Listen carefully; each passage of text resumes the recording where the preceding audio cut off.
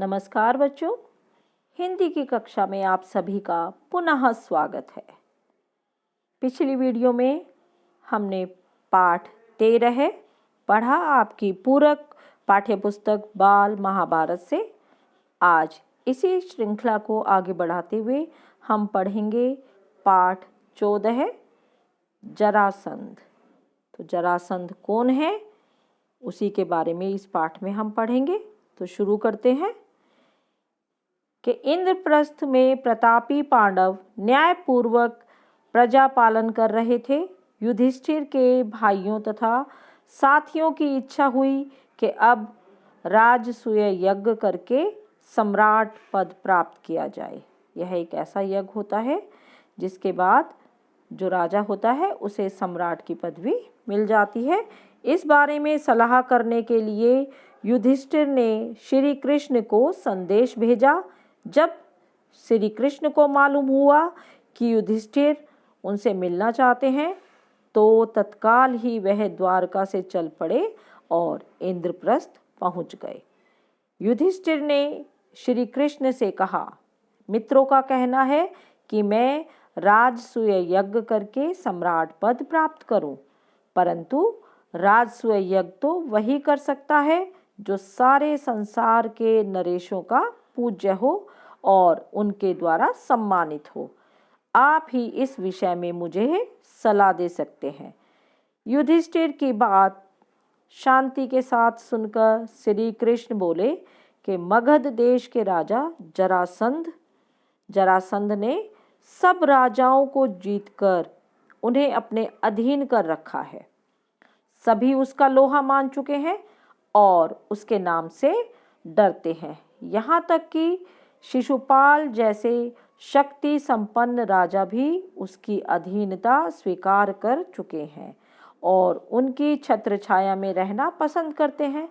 अतः जरासंध के रहते हुए और कौन सम्राट पद प्राप्त कर सकता है। जब महाराजा उग्रसेन का नासमझ बेटा कंस जरासंध की बेटी से ब्याह करके उसका साथी बन गया था, तब मैंने और मेरे बंधुओं ने जरासंध के विरुद्ध युद्ध किया था। 3 बरस तक हम उसकी सेनाओं के साथ लड़ते रहे पर आखिर हार गए। तो ये बातें कृष्ण किसे बता रहे हैं? युधिष्ठिर को, कि जो राजा जरासंध है उसने जो जितने भी शक्तिशाली राजा हैं सबको अपने अधीन कर रखा है। हमें मथुरा छोड़कर दूर पश्चिमी द्वारका में जाकर नगर और दुर्ग बनाकर रहना पड़ा। आपके साम्राज्याधीश होने में दुर्योधन और कर्ण को आपत्ति ना भी हो, फिर भी जरासंध से इसकी आशा रखना बेकार है। बगैर युद्ध के जरासंध इस बात को नहीं मान सकता। जरासंध ने आज तक पराजय का नाम तक नहीं जाना है। ऐसे अजय पराक्रमी राजा जरासंध के जीते जी आप राजसूय यज्ञ नहीं कर सकेंगे। उसने जो राजे महाराजे बंदी गृह में डाल रखे हैं, किसी न किसी उपाय से पहले उन्हें छुड़ाना होगा। जब ये हो जाएगा तभी राजसूय यज्ञ करना आपके लिए साध्य होगा। और ये सारी सलाह श्री कृष्ण जी ने युधिष्ठिर को दी। श्री कृष्ण की ये सारी बातें सुनकर शांति प्रिय राजा युधिष्ठिर बोले, आपका कहना बिल्कुल सही है। इस विशाल संसार में कितने ही राजाओं के लिए जगह है, कितने ही नरेश अपने अपने राज्य का शासन करते हुए इसमें संतुष्ट रह सकते हैं। आकांक्षा वह आग है जो कभी नहीं बुझती। इसलिए मेरी भलाई इसी में दिखती है कि मैं साम्राज्याधीश बनने का विचार छोड़ दूं और जो है उसी को लेकर संतुष्ट रहूं, कि मैं राजा जरासंध से युद्ध नहीं करना चाहता। मैं जो मुझे प्राप्त है उसी में मैं संतुष्ट रहना चाहता हूं। युधिष्ठिर की यह विनयशीलता भीमसेन को अच्छी न लगी। उन्होंने कहा, श्री कृष्ण की नीति कुशलता, मेरा शारीरिक बल और अर्जुन का शौर्य एक साथ मिल जाने पर कौन सा ऐसा काम है जो हम नहीं कर सकते। यदि हम तीनों एक साथ चल पड़े तो जरासंध की शक्ति को चूर करके ही लौटेंगे। आप इस बात की शंका ना करें। यह सुनकर श्री कृष्ण ने कहा, यदि भीम और अर्जुन सहमत हो तो हम तीनों एक साथ जाकर उस अन्याय की जेल में पड़े हुए निर्दोष राजाओं को छुड़ा सकेंगे।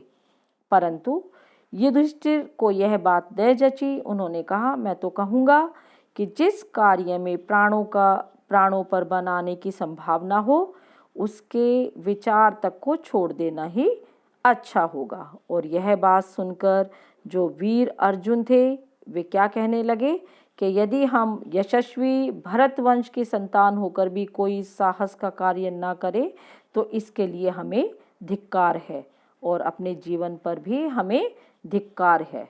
यानी कि हम जिस कार्य को करने में समर्थ है उसे भाई युधिष्ठिर क्यों समझते हैं कि हम उसे नहीं कर सकेंगे। और जो श्री कृष्ण थे अर्जुन की इन बातों से मुग्ध हो गए और उन्होंने कहा, धन्य हो अर्जुन, कुंती के लाल अर्जुन से मुझे यही आशा थी।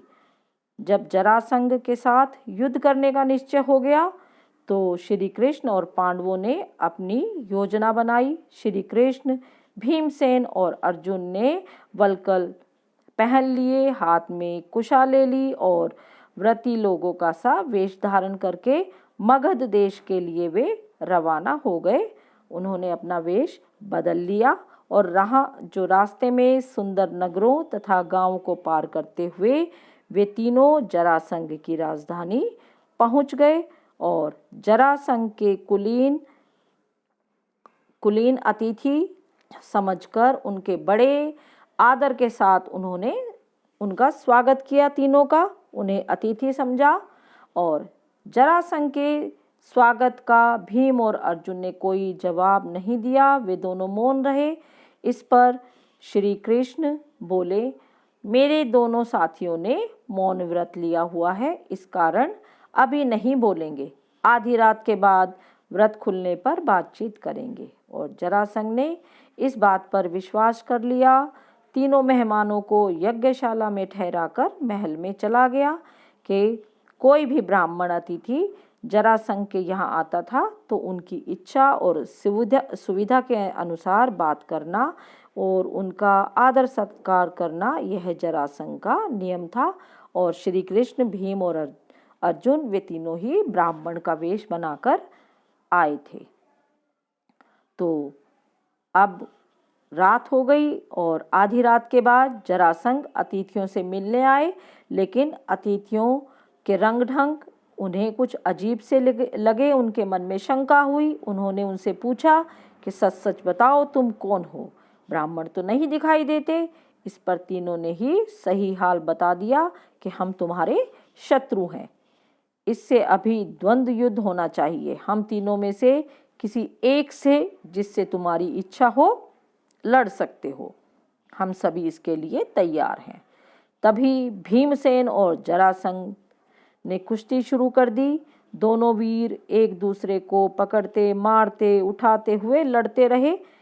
इस प्रकार पल भर भी विश्राम किए बिना वह 13 दिन तक 13 रात लगातार लड़ते ही रहे। और जब 14वां दिन आया तो जरासंध थककर जरा देर को रुक गया, पर ठीक मौका देखकर श्री कृष्ण ने भीम को इशारे से समझाया और भीमसेन ने फौरन जरासंध को उठाकर चारों ओर घुमाया और उसे जमीन पर जोर से पटक दिया। और इस प्रकार जो किसी से नहीं जीता था, जरासंध का अंत हो गया।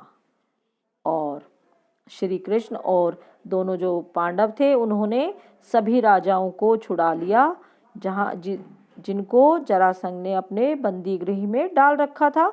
और जरासंध के पुत्र सहदेव को मगध की राजगद्दी पर बैठाकर इंद्रप्रस्थ लौट आए। इसके बाद पांडवों ने विजय यात्रा की और सारे देश को महाराज युधिष्ठिर की अधीनता में ले आए।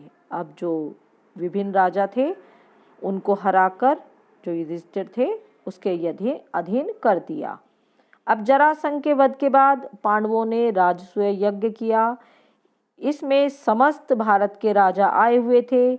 जब अभ्यागत नरेशों का आदर सत्कार करने की बारी आई तो प्रश्न उठा कि अग्र पूजा किसकी हो। सम्राट युधिष्ठिर ने इस बारे में पितामह भीष्म से सलाह ली।